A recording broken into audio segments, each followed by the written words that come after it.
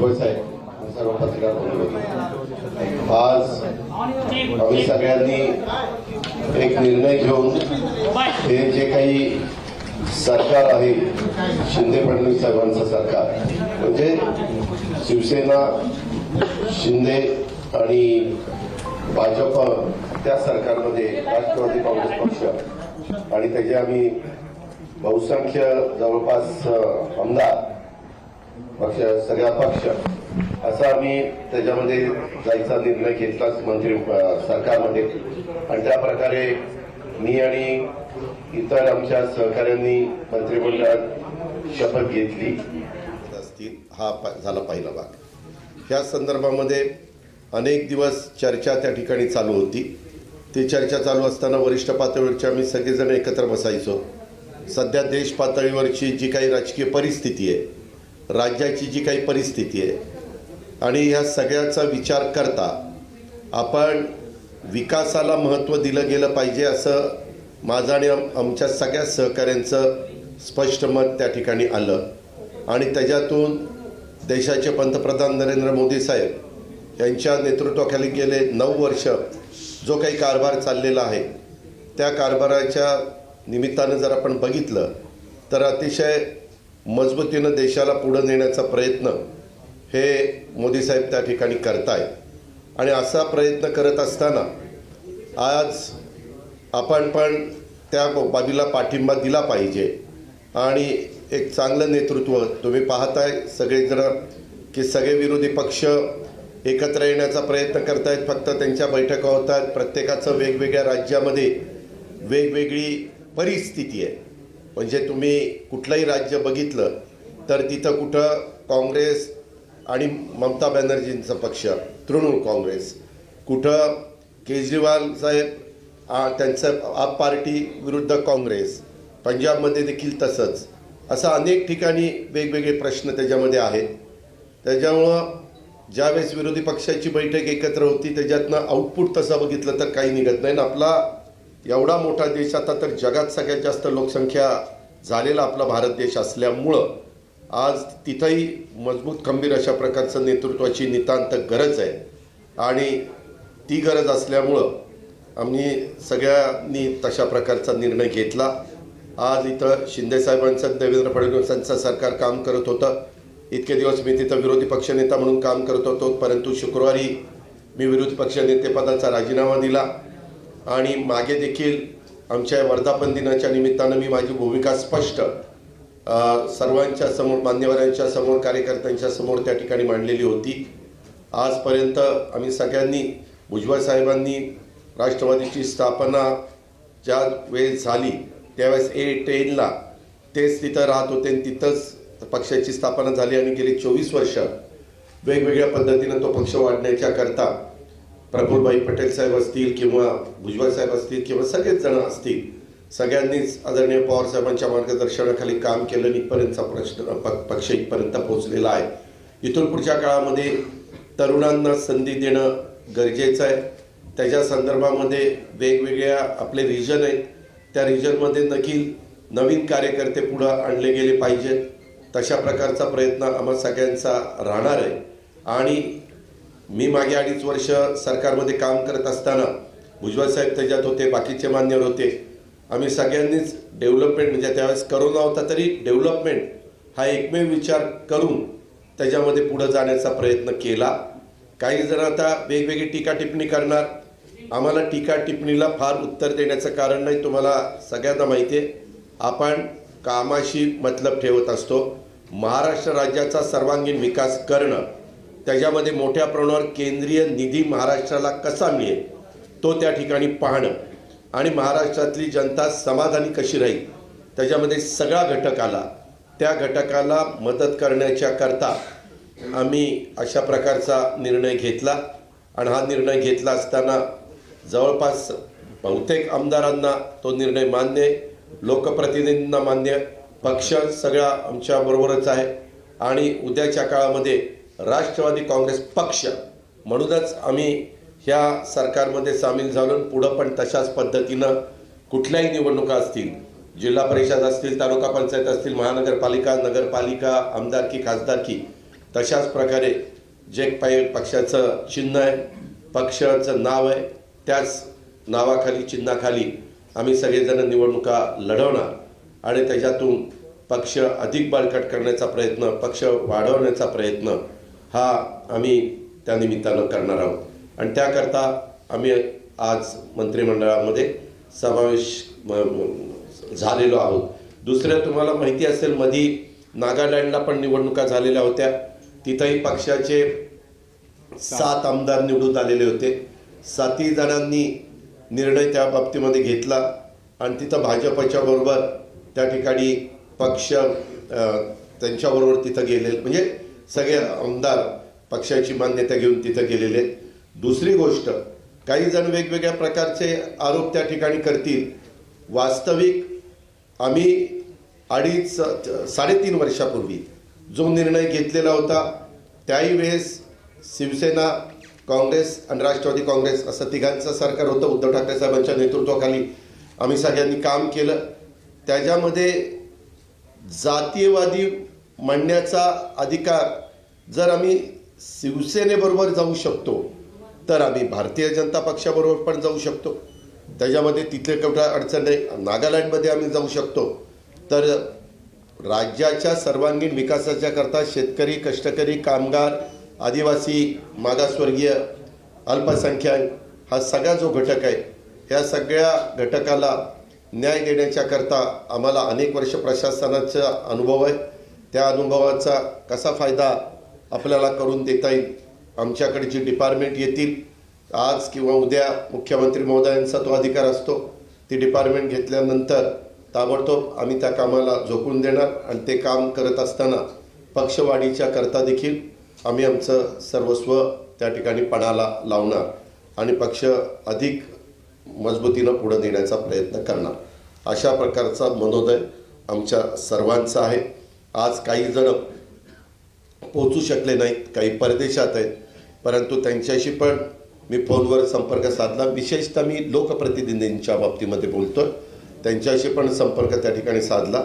त्यांनी पण त्याला मान्यता दिली. काही जण आज संध्याकाळपर्यंत पोहोचतील आणि अशा पद्धतीनं सगळे मिळून हा निर्णय घेतलेला आहे.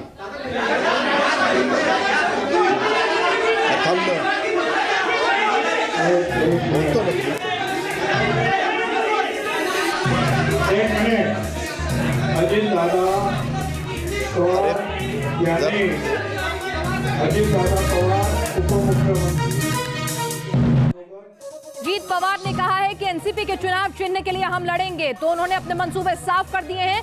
अगर नंबर उनके साथ हैं, 40 से ज्यादा विधायक, 6 एमएलसी का समर्थन उनके साथ है, तो उन्होंने साफ कह दिया है कि एकनाथ शिंदे के रास्ते पर ही वो चलेंगे. और जिस तरह से शिवसेना के चिन्ह के लिए शिंदे ने लड़ाई लड़ी थी, कमोबेश वही देखने को मिलेगा. त्याच्यामध्ये सामील झालेलो आहोत.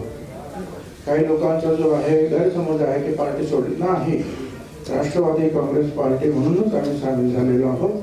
अनेक दिवस जे आहेत, तुम्हाला कल्पना आहे की चर्चा चालू होती, त्याच्याबद्दल आता मी काही बोलत नाही इतिहासामध्ये काय काय घडलं ते. परंतु जे आहे, जो सगळ्यांनी जो आम्ही निर्णय घेतला की या राज्यामधले प्रश्न जर आपल्याला प्रश्न सोडवायचे असेल, शेतकऱ्यांचे प्रश्न आहेत, बेरोजगारांचे प्रश्न आहेत, तर आपल्याला नुसतं भांडण करून चालणार नाही. कुठेतरी आहे आपल्याला पॉझिटिव्हली जे सकारात्मक प्रधानमंत्री मोदी साहेब त्यांच्यावर आम्ही अनेक वेळा टीका पण केली, पण हे नाकारता येत नाही की आज अतिशय मजबूतीनं देशाचं नेतृत्व त्यांच्या हातामध्ये अतिशय सुखरूप आहे आणि ते जी जी कामं आहेत विकासाची, मग महाराष्ट्र सरकार असो किंवा भारत सरकार असो, विकासाच्या कामाला ताबडतोब निर्णय घेऊन किंवा जे काही अनेक प्रश्न जे आहेत त्या किचकट प्रश्नावर सुद्धा निर्णय घेऊन त्यांनी समाधान करण्याचा प्रयत्न केलेला आहे. विशेषतः माझ्यापुरतं तर बोलायचं झालं तर ओबीसीचे तर अनेक प्रश्न आहेत, अनेक प्रश्न आहेत आमच्या ओबीसीचे. आता हे ओबीसीचे प्रश्न जे आहेत हे जर सोडवायचे असतील तर भारत सरकार आणि राज्य सरकार यांच्या सहकाराशिवाय तर सुटणारच नाही. ते करतात, परंतु आतमध्ये राहून जे आहे ओबीसी समाजाचे सुद्धा अनेक प्रश्न किंवा इतर मागासवर्गीय समाजाचे प्रश्न जे आहेत आम्हाला सोडवता येणार आहे. एक आता जे दादाने सांगितलं की पाटणाला सुद्धा जी काय मीटिंग झाली, आपण पाहतोय कोण याच्यावर रागवतोय, कोण त्याच्यावर रागवतो, हा निघून जातो, तो निघून जातोय, अर्धे येतात अर्धे येत नाहीत. त्यामुळे आपण जे पाहिलं आहे की एकूण या देशामध्ये हे सर्व पक्ष जे विरोधी पक्ष ते तरी कुठे एकत्र येत आहेत. आणि अगदी खरं सांगायचं म्हणजे आमच्या पवार साहेबांनी सुद्धा काही दिवसापूर्वी आम्हाला सांगितलं की देशामध्ये तर मोदी साहेबच येणार आहे प्रधानमंत्री 24 मध्ये सुद्धा. आता जर हे असं जर आहे तर आपण जे आहे एक सकारात्मक विचार घेऊन त्यांच्याबरोबर गेलं पाहिजे आणि आपले जे प्रश्न आहेत, जनतेचे प्रश्न आहेत ते सोडवण्यासाठी आपण सगळ्या सरकारचं मदत घेतली पाहिजे, आपण सरकारला मदत केली पाहिजे. उगाच रस्त्यावर भांडून जे आहेत हे प्रश्न काही सुटणार नाही आहेत. त्याच्यामुळे शासनामध्ये जाऊन जे आहेत हे प्रश्न सोडवण्याचा आमचा प्रयत्न राहणार आहे. बाकी दादाने सांगितलं, लोक आता आरोप करतात की यांच्यावर केसेस आहेत, कोणतरी म्हणून केसेस आहेत म्हणून ते गेले. कोणावर केसेस आहेत? अजितदादावरच केसेस नील केल्या. माझी केस जी आहे महत्त्वाची ती सुटली. अनिल भाईदास त्यांच्यावर केस नाही, तटकरे मॅडमवर केस नाही, धर्मराज बाबाराम केस नाही, दिलीप वळसे पाटील केस नाही, संजय बनसोडे केस नाही. कुणावर केस आहे? हसन मुश्रीफ आहे, पण त्याच्यावर सुद्धा आपण त्यांना पाहतोय की त्यांची केस सुद्धा एवढी चांगली आहे की त्यांना अजिबात अजूनही जे आहे त्यांच्यावर आरोप ठेवून जी कठोर कारवाई आहे ती कारवाई केली नाही कोर्टाने. त्यांना वारंवार जे कोर्ट जे आहे त्या तारखा पुढे ढकलत आहेत. याचं कारणच असं आहे की तेवढं मजबूत असं काही ठोस त्यांच्या विरुद्ध सापडत नाही, हे सुद्धा खरं आहे. म्हणून उगीच काहीतरी कोणीतरी वॉरंट आमच्यावर लावण्याचा प्रयत्न करू नये. ठीक आहे, आम्ही आमचा निर्णय घेतलेला आहे, तुम्ही तुमचं काम करा. आम्ही सरकारमध्ये राहून जनतेचे प्रश्न सोडवण्यासाठी हिंदी दादा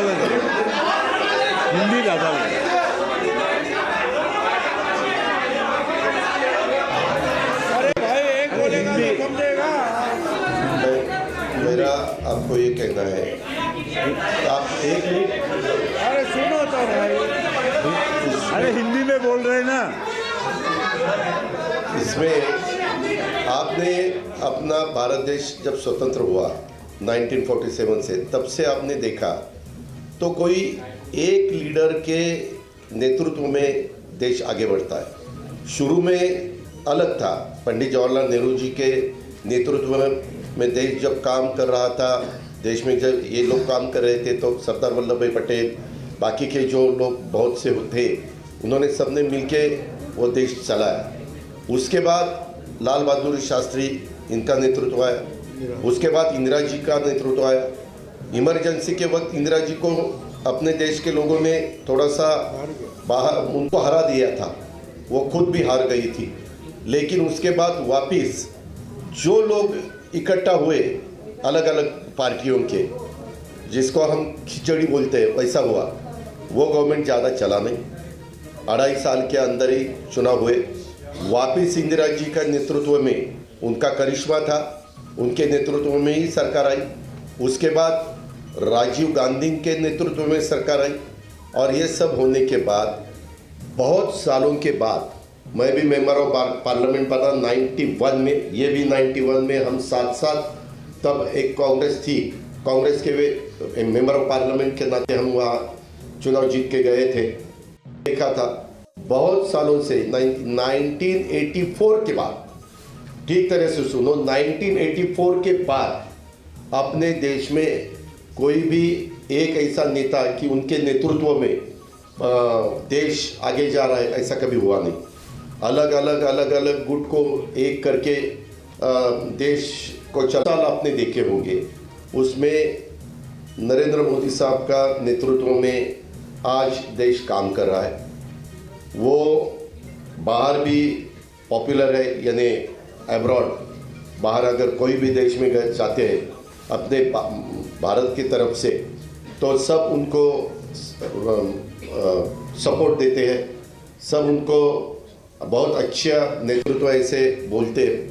और ऐसा होते हुए उनका भी काम चालू है. और ये काम करते वक्त आपने भी देखा वंदे भारत ट्रेन हो या अलग अलग बहुत से कुछ रोड्स हो, नेशनल हाईवे के जो कुछ काम हुआ है या 9-10 साल में, वह जब अगर आपने देखा बाकी की डेवलपमेंट के बारे में, ऐसे सब ठीक तरह से चालू है।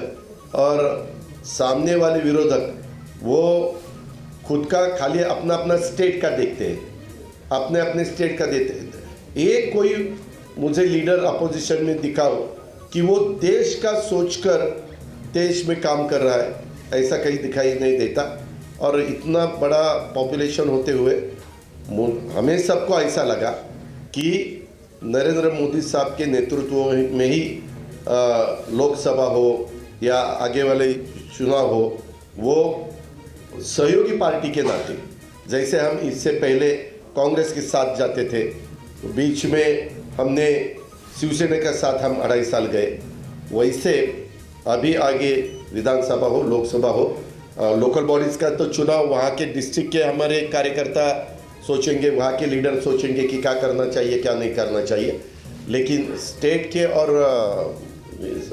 देश के जो चुनाव है उसके बारे में हम साथ साथ जाना चाहते हैं। और इसीलिए महाराष्ट्र के डेवलपमेंट के लिए और देश और मजबूत होना चाहिए और आगे जाना चाहिए।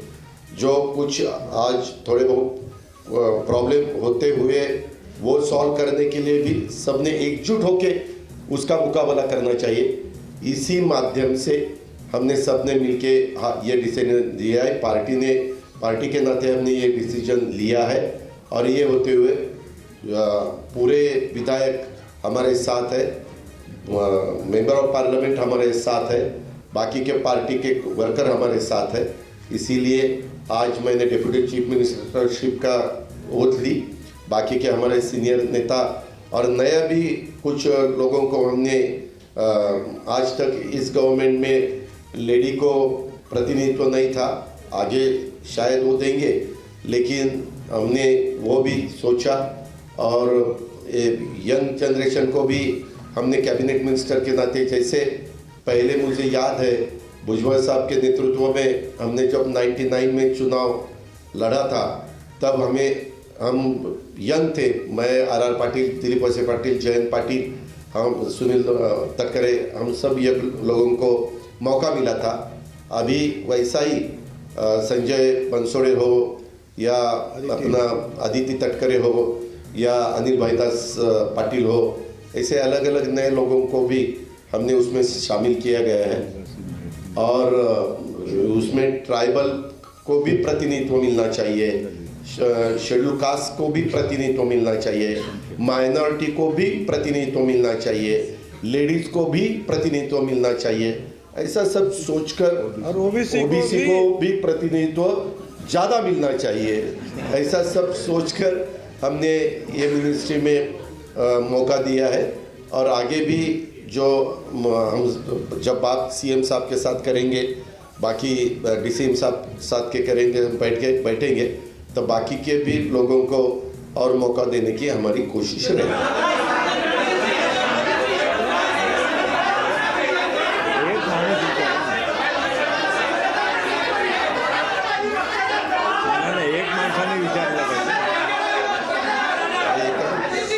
एकाने विचारा ना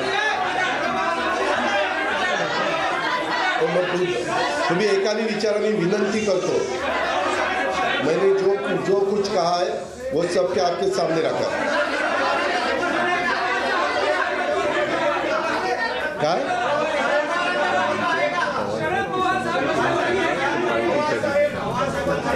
नाराजगी दूर करेंगे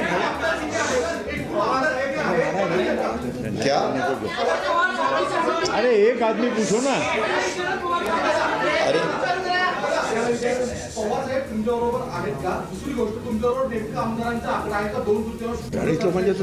आमच्याकडं सर्व आकडा आहे। आम्ही काय, एक मिनिट, आकडा काय, आमच्याबरोबर सगळे आमदार आहेत, आपण काळजी करू नका। आकडा सांगायला काही मटक्याचा आकडा काढायचा नाही आपल्याला, त्याच्यामुळं तुम्ही तो काही विचार करू नका। सगळेजण आमच्याबरोबर आहेत, पार्टी आमच्याबरोबर आहे। आम्ही सगळ्यांना त्या ठिकाणी सांगितलं, वरिष्ठांना पण सांगितलं, डेमोक्रेसीमध्ये बहुमताला त्या ठिकाणी महत्त्व दिलं जातं. ही आजपर्यंतची परंपरा आहे आणि त्या पद्धतीनं पाठीमागच्या काळामध्ये देखील काँग्रेसमधनं राष्ट्रवादी काँग्रेस पार्टी बाजूला आली आणि नवी पार्टी उभी राहिली. त्यावेळेस